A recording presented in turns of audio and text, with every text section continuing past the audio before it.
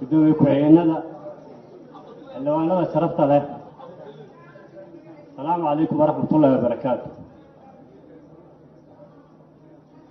barnaamijka maanta la hor yaalla wuxuu yahay ka doodista go-aankii golaha xukuumadda ay bishii 6 dad isceersanaya oo wasiir isku ceersanaya mid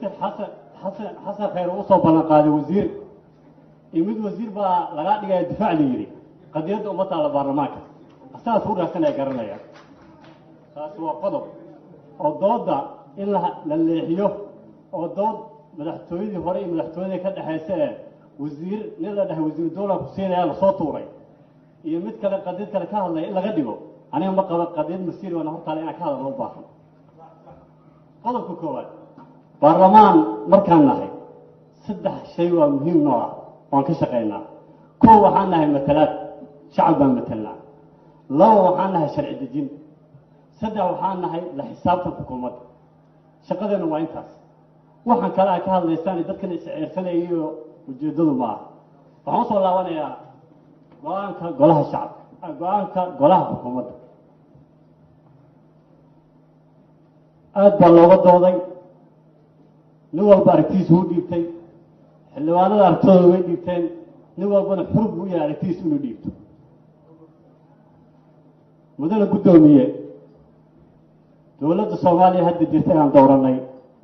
oo duruufii aan ku dooranay aad og tahay cadaadiskiina saarnaa oo meel walba naga saarnaa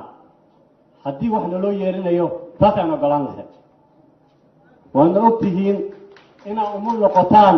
oo aada ilowdaan maaha taas waa qodobkan usoo laabanaya go-aanka golaha wasiirada waa go-aan baatil ah sharci aan ku salaysnayn dastuurka soomaaliya aan waafaqsanayn ummadda soomaaliyeedna ka tuuraya god aan weli ka soo laaban hadalkay waxaan ku salaynayaa hal shay ee golaha xukuumadda soo xigsadeen ma laha waa fadhi ku dirir iyo kaal ila muran hal dastuura qodobka dastuurkaasi oo saas iyo saas ayaan soo xigna kuma qorna waxaa ku qoran 2 shay maamul goboleed heshiis kale cabdikariim bay soo xigteen haddii maamul goboleed heshiis kale la soo xiganayo somaliland heshiiskale la soo xiganaya waxa uu beesamaysan waa sax ummaddan iyo haadaan laga tuuray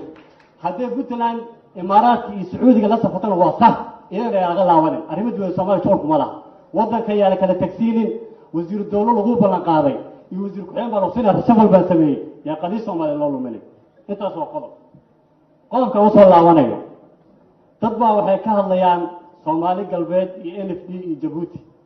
war annaga guriga fooshan ku jirnaa soomaali galbeed wax uma haysid NFD wax uma haysid Djibouti wax uma haysid lafaha badbaaso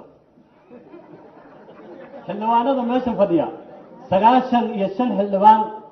ayaa waxay haystaan baasaboor ajnabi ah